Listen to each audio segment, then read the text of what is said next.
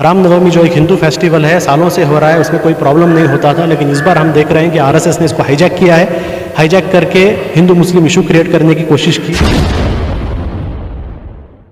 आज जो press meet popular front की तरफ से हुआ है, इसमें हमने जो पूरे इंडिया के अंदर जो दंगे हुए हैं उस दंगों के बारे में हमने ये प्रेस कॉन्फ्रेंस किया है और बताया है कि ये दंगे ऐसे ही रैंडम दंगे नहीं हैं, ये एक वेल प्लान्ड की तरफ कॉन्स्पिरेसी के थ्रू यहाँ पर आरएसएस ने ये दंगे किए थे।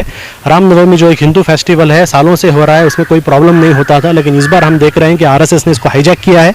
हाईजैक करके हिंदू मुस्लिम इशू क्रिएट करने की कोशिश की है। हालांकि एक हिंदू मुस्लिम इशू नहीं था, ये आरएसएस स्पॉन्सर्ड एक वायलेंस था और ये इसका पीछे अगर हम स्टडी करेंगे ना, पता चलेगा कि पूरे इंडिया के अंदर एक सिमिलर ट्रेंड ये लोग फॉलो कर रहे हैं, जिसमें पहले रैली किया जाता है, उस रैली को मस्जिदों के सामने लाया जाता है, वेरी प्रोवोकेटिव डीजे और very provocative songs and slogans बताए जाते हैं, फिर तलवार और दूसरे हथियारों को एकदम पब्लिकली दिखाया जाता है और उसके बाद एक दंगे क्रिएट होते हैं जिसमें विद इन 1 घंटे के अंदर स्पेसिफिक मुस्लिम दुकानों को टारगेट किया जा रहा है, स्पेसिफिक मुस्लिम शॉप्स को टारगेट किया जा रहा है। यानी ऐसे नहीं हो रहा है, इसके पीछे एक कॉन्स्पिरेसी है। उस कॉन्स्पिरेसी को लोगों के सामने रखने के लिए ये प्रेस कॉन्फ्रेंस किया था हमने।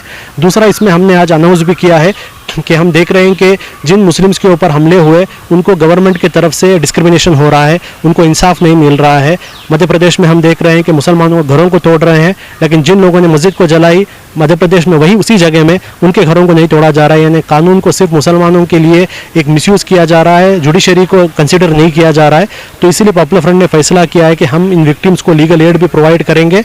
और दूसरा हमारा डिमांड ये था कि एक सुप्रीम कोर्ट के सिटिंग या रिटायर्ड जज के थ्रू एक कमिटी सेटअप किया जाए, कमीशन सेटअप किया जाए, जो ये पूरे वायलेंस को और इस वायलेंस के कॉन्स्पिरेसी को और इसके बाद पुलिस के तरफ से जो गवर्नमेंट और पुलिस के तरफ से जो डिस्क्रिमिनेशन हुआ है उस डिस्क्रिमिनेशन के खिलाफ बारे में इन्वेस्टिगेट करें और उस रिपोर्ट को पब्लिक करें। इसमें आपने किसी कैंपेन का जिक्र किया है सर, क्या कैंपेन? देखिए, हम ये जो पूरे इंडिया और कर्नाटक के अंदर भी आप देख रहे हैं जो हमले हो रहे हैं, ये असल में इंडिया में स्पेशली मुस्लिम कम्युनिटी के जो एक कॉन्फिडेंस है, उस कॉन्फिडेंस को तोड़ने का काम किया जा रहा है। उनको सेकंड क्लास सिटीजन बनाने की कोशिश किया जा रहा है। उनके दिलों के अंदर एक पूरी तरीके से एक नेगेटिविटी और पेसिमिज्म लाने की कोशिश की जा रही है। तो पॉपुलर फ्रंट ऑफ इंडिया पूरे इंडिया के अंदर एक कॉन्फिडेंस बिल्डिंग एफर्ट करेगा, जिसमें हम लोगों को उनके कॉन्स्टिट्यूशनल और लीगल राइट्स का अवेयर करेंगे और किस तरीके से ऐसे इश्यूज़ को फेस किया जाए उसके बारे में भी हम कैंपेन करेंगे।